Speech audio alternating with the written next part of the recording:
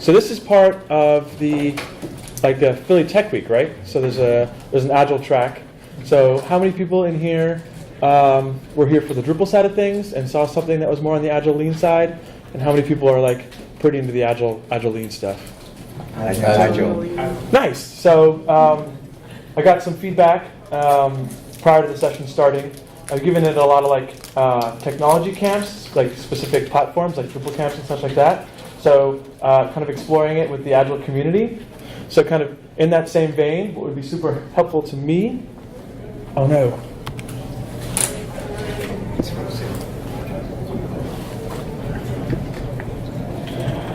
Is I have this feedback slide. So on our website, lcm.io/feedback, and it's just a quick form. I think it's got like 3 or 4 questions on it, and kind of experimenting with this idea that if people have their computers out or something like that, because there's a comments box, like as you're hearing things or seeing things, and you're like, hey, I want to make sure, like this is something I would improve, or here's some feedback, you could do that. That'd be super helpful for me. As a company, we're kind of big into feedback. No surprise considering the folks that I'm talking to.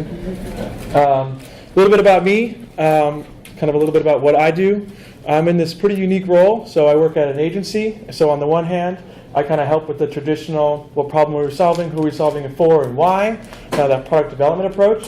But on the flip side, I get to help teams, kind of at the organizations that we work for and work with, explore and experiment with different ways of working, right? So breaking from that more traditional waterfall paradigm to perhaps introducing some different techniques and approaches to help reduce some of that friction that can be found in software development, getting things into production.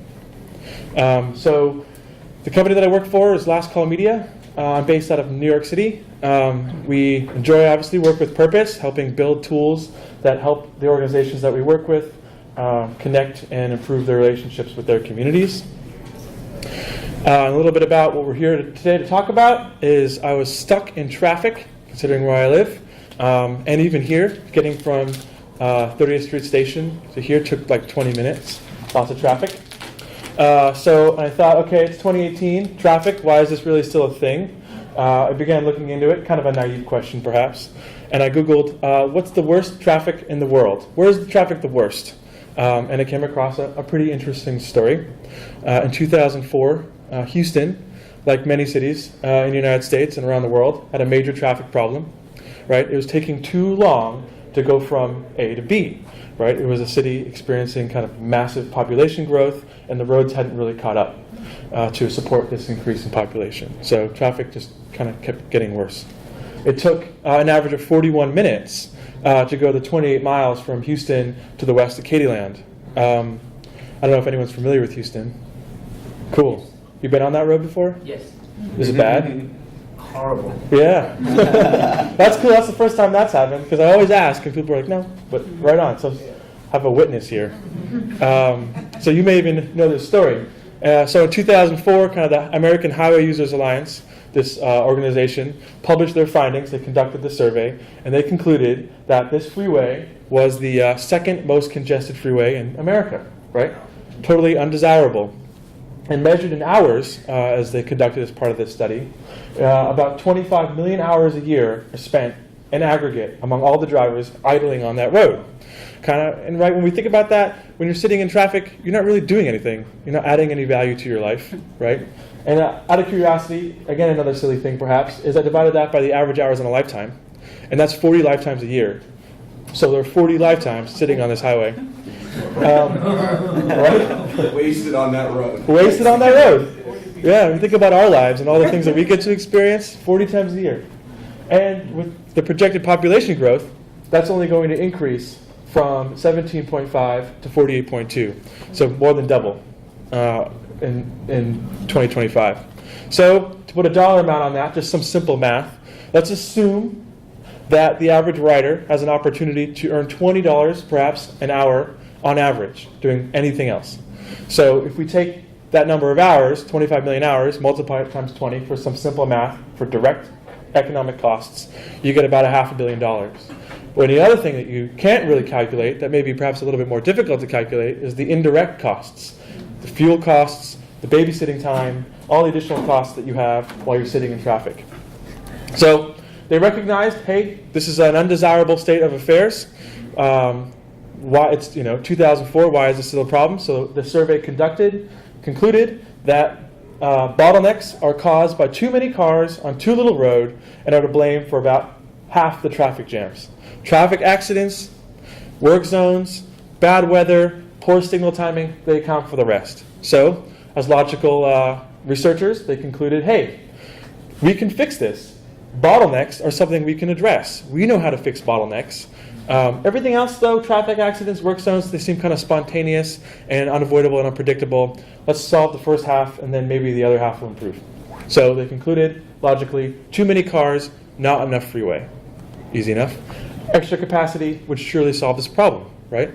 I'm imagining a room full of really smart people. Someone concluded, let's add some extra capacity. More lanes would mean more room for more cars, which would therefore reduce travel time. Therefore, let's build more freeway. A lot of therefores in this story. So, state of Texas, let's get our shovels, let's build some freeway. And they did. They spent almost $3 billion, and they widened certain parts of this freeway to 26 lanes. Wow. A massive infrastructure project. And it gets even better. So, there was just one problem with all that money spent, $3 billion. Congestion on the freeways increased 55%. From 41 minutes to 64 minutes, right? So how could this be, right? We kind of flies in the face of common sense here. More space, more cars, faster, right? The problem was when they went back to the data, as the amount of roads increased, the number of people driving on those roads also increased. So the ratio of car to freeway kind of remained the same. So this also isn't in Texas. This is the Hong Kong-Macau freeway or expressway. Also a really terrible road, 50 lanes wide, right? Wow. Gridlocked, right? There's gridlock all over the place. And freeway engineers have the best intentions, right? They're not creating these situations out of, oil company lobbyists, right? To put on my conspiracy hat here for a second, trying to get more people to buy more gas so they sit in traffic and deplete the ozone. That's like a whole level of speculation there that I would disagree with, or I don't have any evidence to support. But for all we know, right, freeway engineers have been saying don't widen freeways for years, and yet for political and social reasons, right, freeways get widened. Infrastructure projects look great when it comes time for an election. The real challenge, though, for cities and states is not necessarily to move cars, but move people efficiently, right? So if we think about how to get individuals from A to B as quickly as possible, perhaps not the cars. So I'm thinking about this, put on my agile and lean principles hat, and despite these capacity increases, perhaps there's too many vehicles in progress, right? Leading to continued high road utilization, high throughput times, and idling vehicles, right? So perhaps some people, because this is an agile lean community, people may be like, right on, yeah, that makes sense. Because when the freeway is full, right, there's no freeway slack to handle all the different variations in vehicles, right? We all drive different speeds, different trucks versus four-door sedans, different lanes, aggressive drivers, people texting while driving, accidents, hazards, etc. There's no slack in this system to handle that. So I think, and when I Googled this, I didn't find much. I had to change my terminology a little bit to be more in terms of like how freeway engineers talk. But since we can't really control for variation in vehicles, right? We can't only say two axles here, four axles here, six axles here, aggressive drivers here, responsible drivers here. We need a vehicle in progress limit or something of the sort. And cities know this too, right? So in New York, they know that the solution to their traffic problem, or rather one side of the argument knows that the solution to their traffic problem lies in reducing the number of cars that are in Manhattan at any given time, right? So they've been exploring things like congestion pricing so that at different times of the day, it's like $20 to enter in Manhattan with a car.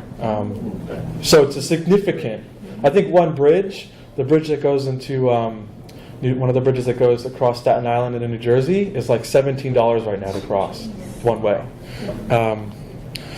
But yet, timely, on March 31st of this year, congestion pricing fails again in New York.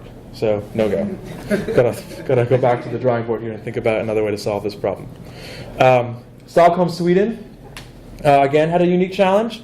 A rapidly growing population, and similar to Manhattan, right? As an island, you really can't just add more land. So Houston had the option because they could just eminent domain and continue pushing out the width of the highway, right? Manhattan, Stockholm are essentially an island. You can't really do that. So they set up a time-boxed 6-month experiment, and they set a $1 toll to enter the main city area, hoping to reduce congestion. And it was fiercely political, too, when they did it. People were totally against it. But when they saw the data, it became permanent. It became faster by about 50% to get to where you wanted to go, from A to B. And not only when you got there, the air was a whole lot cleaner because emissions dropped by about 14 to 18% in the city, which was like a secondary bonus to this whole thing.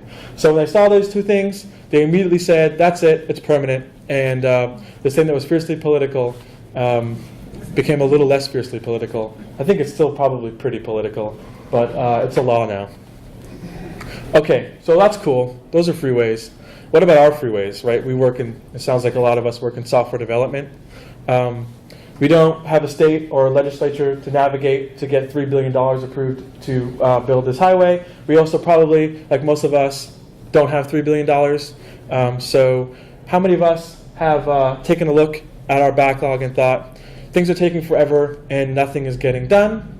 Perhaps considering the room of people that are here, fewer and fewer of us, but sometimes when I give this talk at Drupal camps to a more traditional project management crowd, a lot of hands go up. But a lot of people here are like, I can recognize that problem, I've solved that problem.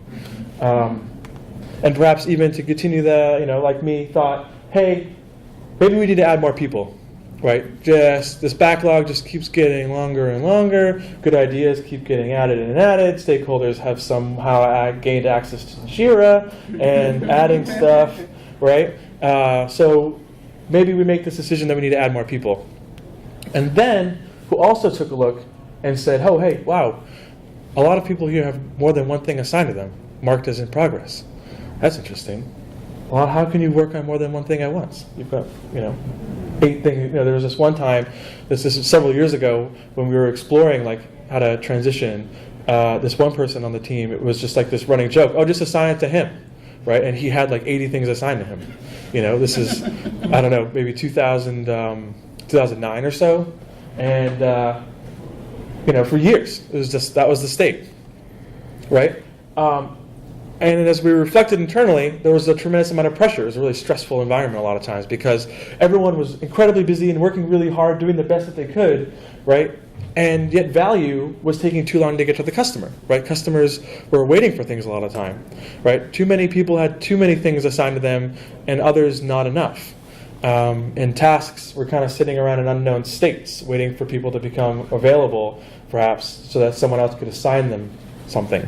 It was stressing people out. Morale was kind of touch and go.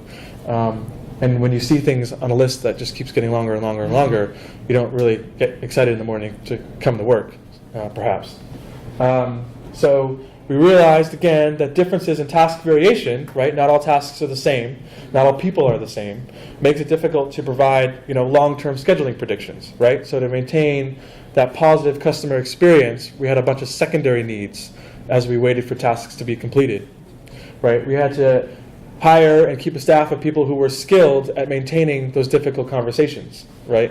Account managers, project managers, people who could say, it's in progress, we're working on it, let's check in on Friday, right? All of that just is superfluous work. It's non-value adding work. It doesn't contribute to the value that we're delivering.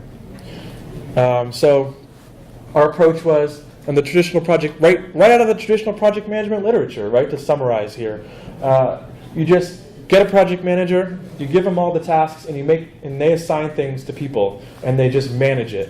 You manage, and you want to make sure that everyone is 100% utilized, because perhaps in your organization, your metric is measured by how busy the people on your team are. Assign work to people, and then you manage it.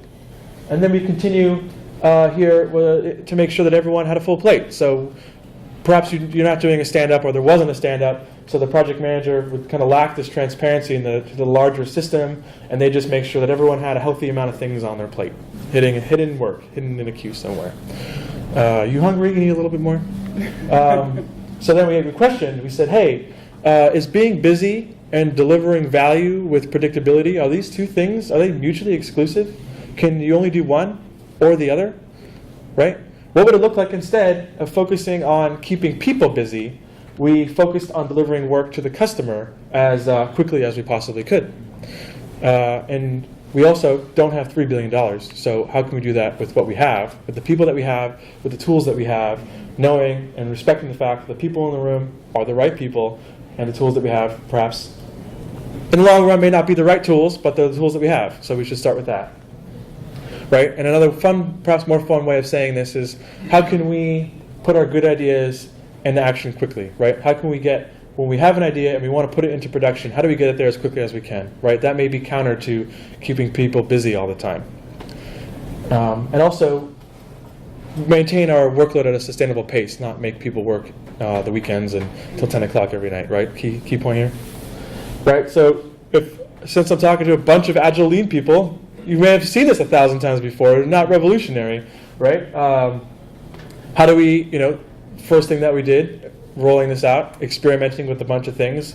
There was a big transition to and shifting to a culture of experimentation and being okay with trying things, but then keeping that retrospective. If obviously the textbook would say for Scrum, right, at the end of every sprint or whatnot, but perhaps we can retrospect more frequently than that, create opportunities for people to bring this up, especially as we're considering this, essentially this change management that we're going through. How do we then limit our work in progress, right? We just ask ourselves this fundamental question, how many things can you be working on at one time? And then how do we establish a stronger team so that we can decide together how we want to get things done, rather than perhaps as one person decides for us. Okay, so it can be super quick here because it sounds like a lot of us are familiar with a lot of the thinking behind a lot of these things, right? Physical board, that was one of the first things that we did. Essentially moved out of our electronic system onto a physical board, represented the different states, provided that high level visibility for the team, escalated those bottlenecks, and made a lot of that hidden work apparent, right? Some things we're probably all familiar with. We limited our work in progress because we asked ourselves how many times, I don't know how many times, but how many things can you work on really at one time? Kind of got back to that. I'm curious too, for folks maybe at the end, what's your experience been like in breaking that paradigm of people feeling like I need to have a lot of things on my plate? Because if I don't have a lot of things on my plate, perhaps I may be concerned that my job's at risk. So I need to take a lot of things. I need to make sure my things are on my plate. It's really simple to say, hey, assign one thing to yourself at once. But I'm really curious, what that transition's been like for some people in some cultures, where people feel like they just got to take it all and leave it on their plate, and they'll get to it when they get to it. That's a huge shift, I think. Right? High WIP limits, or rather a lack of WIP limits, but a high work in progress, decreases concentration, increases task abandonment. Bottlenecks, again, can become clear. And we marked our WIP limits on a board. And we're firm believers, because this question comes up from time to time, that there's no such thing as the right WIP limit to prescribe to all teams. Rather, the team can decide itself what the right WIP limit is, with some rules of thumb, right? Too high of a WIP limit leaves a lot of work idle. Too low of WIP limit may leave some people idle. And remembering, too, because this comes up, that WIP limits aren't rules. They're negotiable, like everything else that we're talking about, as long as we talk about it as a team and decide as a team, and we make these things explicit amongst ourselves. Talk about a card as a flow unit, right? A visual representation of the work. And a lot of nodding in this room, so that's kind of cool. We represented the work from our electronic system with a physical card on a board, and the card moves through this system. And to get started here, in a simple case, right? Took our list of work, made it into a list. We prioritized it, negotiated based on how important it was. That's our backlog. There's lots of complex ways of thinking about it, but I think on the simplest way to get started, that's a backlog.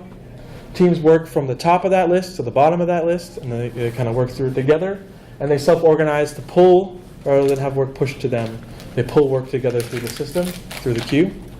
So if we think about a simple board that may exist in Jira or any kind of other, yeah. So where the business logic should come from, business value, from whom?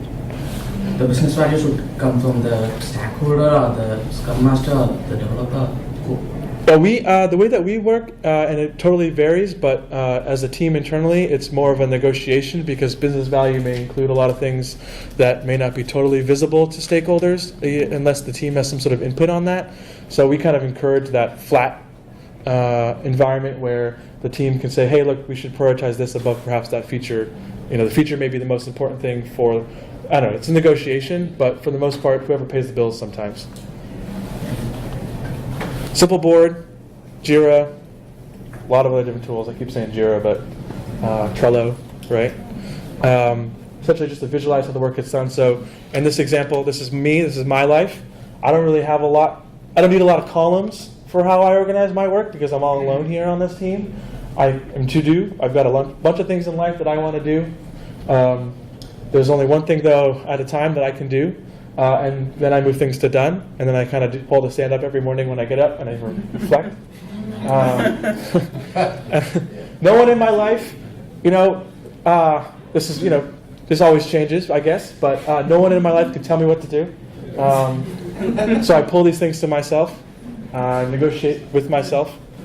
How real is that, though? I don't know. And then when I'm done, I pull it over and I take something else that I'm working on. Because I promised myself, as my 2018 resolution, that I wasn't going to leave work unfinished. So I make sure that I pull things to done. As I conduct my mid-year retrospective, my doing column actually has a lot of stuff in progress, but fewer things in progress than perhaps several years ago.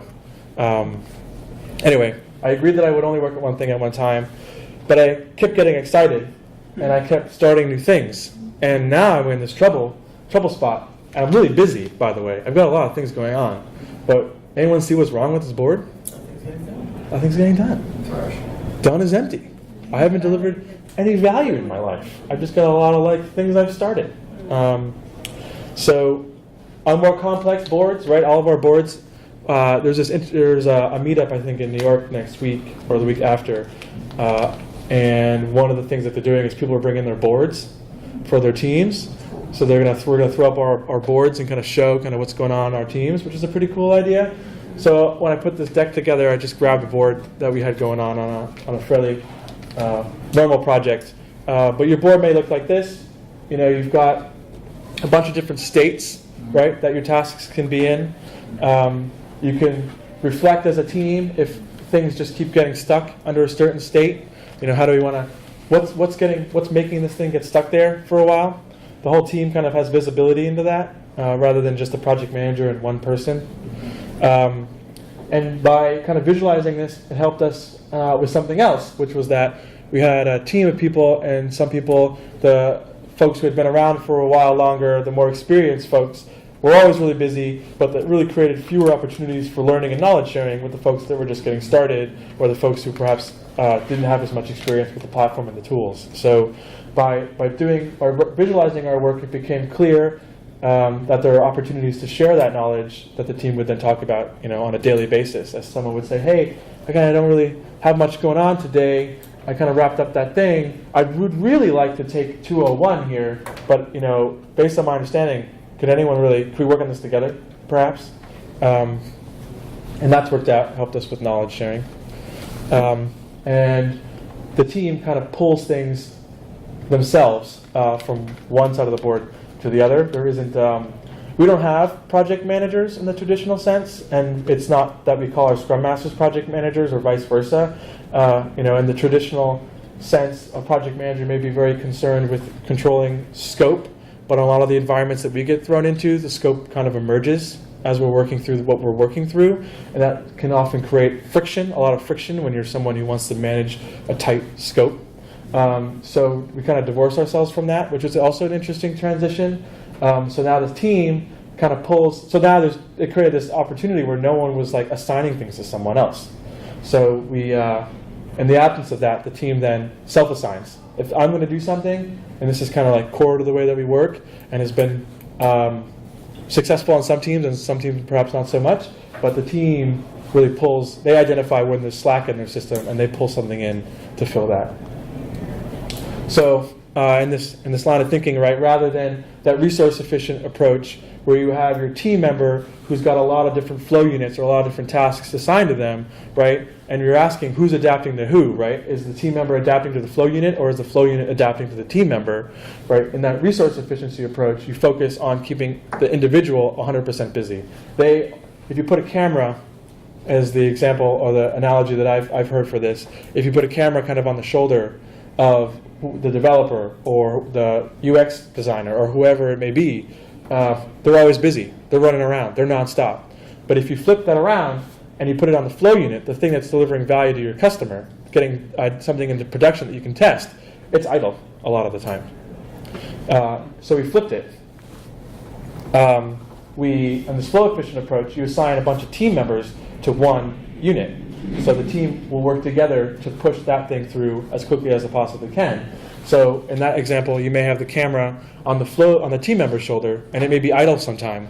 But if you put it on the flow unit shoulder, right, that thing is always busy. That thing is going from one end to the other as quickly as it can.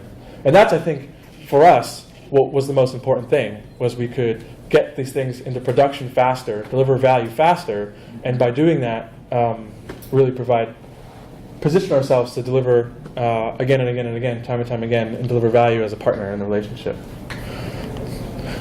And there's this great book. Some of you may have read it. It's called This Is Lean. It's a really short read too, which is perfect. It's like, I don't know, you can read it in like a weekend. And it summarizes this idea of flow efficiency as a sum of value-adding activities in relation to the throughput time, right? So then how do we represent that as a mathematical equation?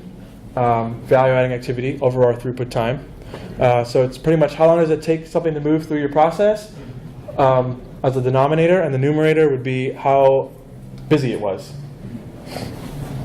So we shifted our operation strategy, our operation strategy, from being a resource efficient business to being a flow efficient business, and focusing on reducing our non-value adding activities like flow units waiting, right? And this doesn't mean work faster, doesn't mean do more, doesn't mean work weekends, doesn't mean buy an expensive tool, doesn't mean hire a bunch of coaches.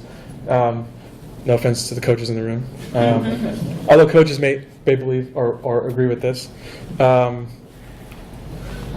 So in this example here, because it's not about eliminating non-value adding activities, because I think that may be almost a fool's errand. I can't think of how you do that. Perhaps in the future there'll be technological advancements that may make you able to, hey, I have an idea, and then 2 minutes later it's in production.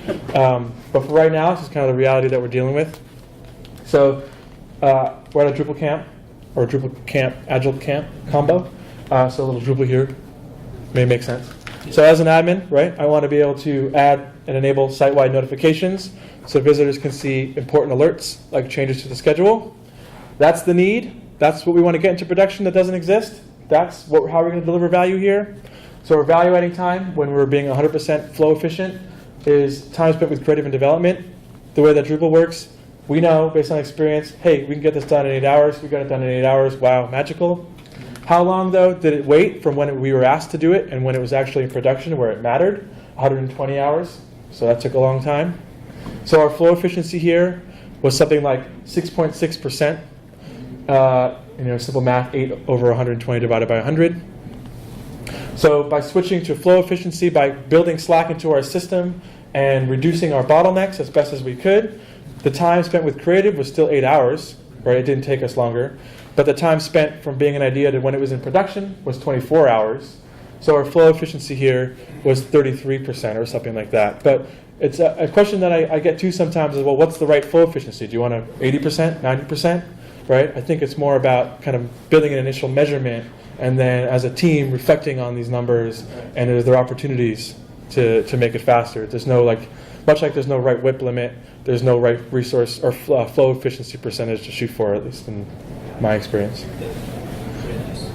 Right? Because how else do you know if you're improving? So back to our simple board here. When do you start this timer? Well, what are the things that are delivering value to this idea? Are we doing anything in any of these columns that increases the fidelity of this idea to something that we can get into production? Right? The timer starts when it's real, right? When it becomes something that has to get done. So the pluses are your value-added time. Right? So under Analyze, it may be where you're working with stakeholders or something to try to understand, well, what it is exactly is this, or you're doing some user interviews. You're pretty much trying to develop an awareness about what the thing is so that you can it can be brought to the team, and the team can kind of dissect it. So then when you figure that out, you put it under selected for development, right? And it's not adding any value there, it's waiting. The team pulls it in, it's in progress. Ideally, when it's in progress and you're only working at one thing at one time, it's actually in progress. It's not hiding as in progress.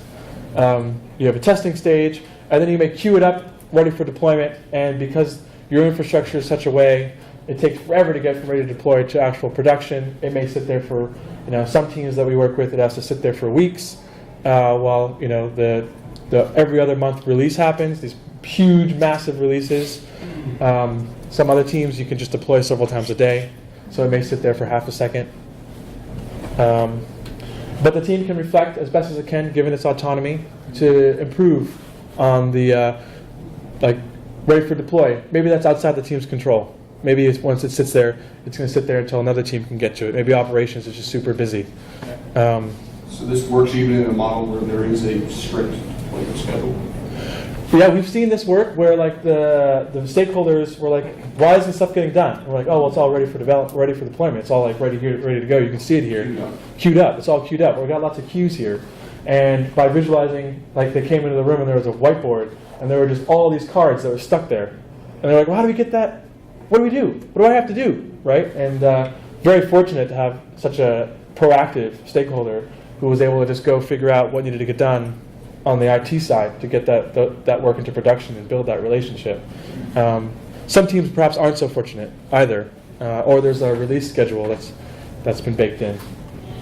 So when you measure your flow efficiency, do you calculate all the way from what to do all the way to done, or right before ready for deployment? So in this example, I'd probably start it right when we pull it in to Analyze. This may be a to-do column, maybe for stakeholder management, a way where they can put, I don't know, it depends on your working agreements, but we've seen situations where stakeholders will throw things in here just because that's how you manage your stakeholders. Ideally, right, it wouldn't be into this system and the timer wouldn't start unless it is real. So then you could consider adding an X above this because it's essentially just waiting. Right. And I think this is the third time I see this flow chart, Kanban-based chart. I do have a few teams in my organization that we do have a curveball in, say, the column where you say ready for deploy, right? Yeah. So anytime there's a new ticket coming in, this after automation, QA still say that they still want this reset, this whole regression has to be reset. So that the ready to deploy have to be ready to be deployed before they will conduct another round of full regression before they can be deployed. Oh, so you got ready for testing, and then ready for deploy has this final release testing, nothing to do with the individual thing. It's a system move. Oh, you want to test the whole release rather than the thing itself. Yes. I was wondering how you guys tackle something. Yep. It's huge. So I think it's just an opportunity. I mean, that's a place where if you can change, we have some of that too. That's a place where you have to look to see if you can reduce that. That's an opportunity, I'm saying. I know. Potentially. Any suggestion, anyone, what is experience? Out of curiosity, Automation. it sounds like we've got an idea here. Yeah. So in our team, we have a QA environment where usually the testers test. Then we have a stage environment, which is basically our ready for deploy. And once we push our changes there, then we run out the whole full suite of automation tests. And if it passes, we just push it. So Yep. we wait that all the tests pass in stage, and then we push it. And that's our ready for deploy.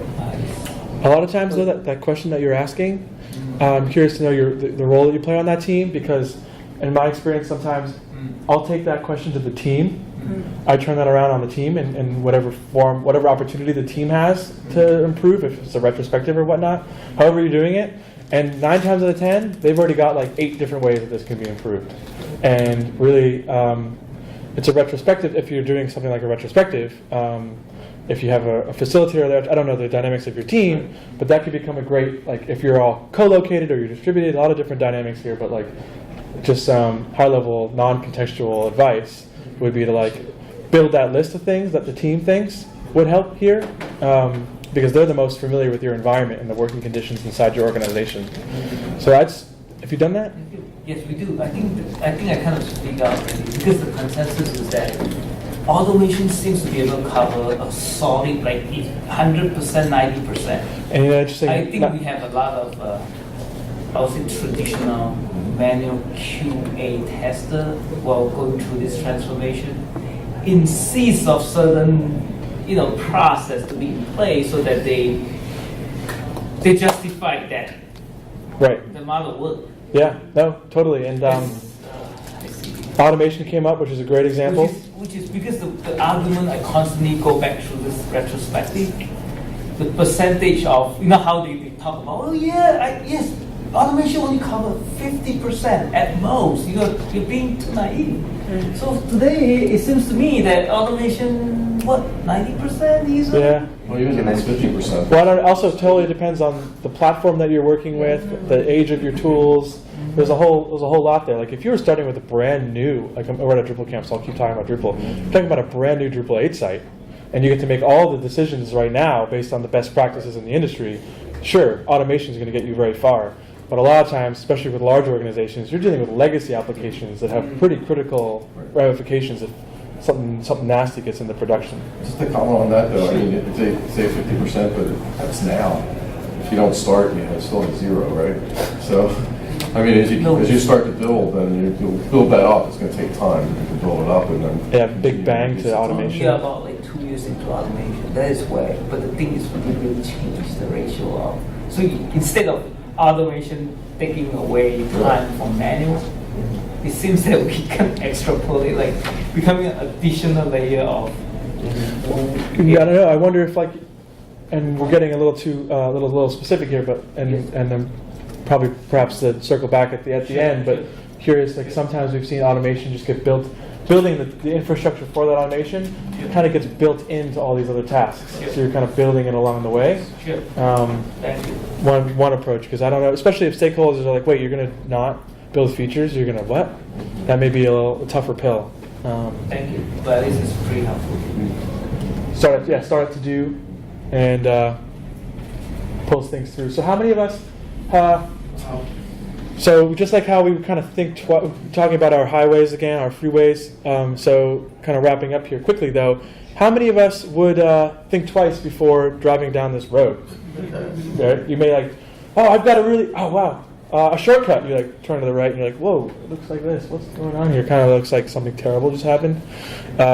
So another thing, taking a look at some cues, and I'm excited for this event in a few weeks in New York where we're going to look at each other's boards, because cue hygiene is really important for this idea of flow efficiency, right? When you want to put a good idea on this road at 60 miles an hour, it can't look like this. You can't be jumping over tasks that have been abandoned or things that are something that's been in progress for a week or something like that. You really can't, just like you wouldn't drive 60 miles an hour down this road, at least I wouldn't drive 60 miles an hour down this road, you wouldn't want your flow unit going down this road. So kind of in a true retrospective format, we like to ask what should stay the same and what should change, what should we consider changing. We didn't change everything about what we worked. It was pretty cool that a lot of the things that we were doing made a lot of sense and kind of helped support this way of thinking. My favorite part was that we didn't have to spend an extra $1 on this. So we already had a multifunctional team. We had this idea of dedicated teams so they weren't distracted by other projects. Our queues were pretty hygienic. We had a daily stand-up, and we facilitated what we thought at the time were retrospectives, but we had a culture of retrospectives, so they weren't really retrospectives, but they were just opportunities to talk about stuff. In the sense that we didn't come up with a list of things that we could change at the end of these retrospectives that we were doing every time. And what we changed was we optimized for getting a single work unit through our system as quickly as possible over the team member being as busy as possible, and team members pull work. rather than having it assigned to them. So there's this book called Agile Retrospectives, Making Good Teams Great. Esther Derby. Yes. Any Esther Derby fans in here? Nice. Cool. She's done a lot of really great work. I sometimes spend my evenings watching her talks. She's one of several people in the community who I think do a really great job of sharing what they're doing, and that's helpful. So if some of us have read this book, she has this pretty simple model that can be used just to help new teams, perhaps, introduce this idea and become perhaps comfortable with it. Right? You kind of set the stage. Why are we here? Gather data. So like we were talking about automation or ways to get things from ready for deploy to done. Perhaps an exercise could be when you're setting the stage for this retrospective, it's like, hey, perhaps I've noticed that things get stuck here a lot, and I think we all have a lot of ideas as to why they may be. What are our ideas? And folks can write them down. And then from that, you can sort of generate, all right, what does all this really mean? Are people saying the same things? Are there different ideas here? Decide on what to do. A clear idea may emerge to the top just naturally. Sometimes, though, you want to negotiate as a team. Dot voting is really cool. I'm a huge fan of dot voting. And then conclude with one, at least, action item that you want to take and improve on for the next time. So yeah, what we learned, start with what we have, the peoples, the tools, and the space. Prioritize our work. Visualize our process. Limit our work in progress. Retrospect as a team for how to improve as a team. And focus on, instead of keeping people busy, keeping that flow unit busy. And things that we say from time to time, this way of thinking, this way of talking, this way of living, it's a journey, it's an adventure, it's about experimentation and learning, and it's a journey, and it's a trip, so have fun as a team. And yeah, I hope too, like feedback's really important to us, so I tried to make this URL as memorable as possible and as short as possible, because as we go around and give talks that are similar, it'd be really great to hear from you all. Folks want to talk about stuff? Any ideas or questions? I have one question. Sorry, you can go. One's really quick. What's this thing in New York? It's at What's it called? If we wanted to look it up. yeah. So there's a lean meetup in New York. I'm gonna just